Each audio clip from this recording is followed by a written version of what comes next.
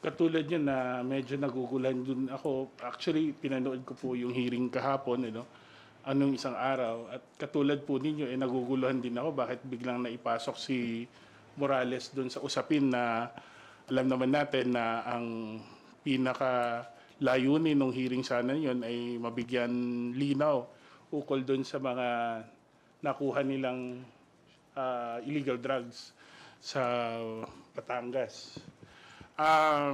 Pinapakita siguro based on the testimony na talagang mas na-prove pa natin na itong si Morales nagsisinungaling. Mas nakita natin na i-prove po ng PDEA, lalo-lalo na nang ine-explain po nila na ang lahat po ng operational reports ay computerized at serialized. Yung parteng yun ay medyo mas nabigyan linaw. At hindi ho, at nakita natin na may hirapan pong i-refute yung ng testimony ng someone who has, well, as presented during the hearing, no? Somebody was a shady past. And I think it becomes even clear now na itong mga pangyayaring ito ay,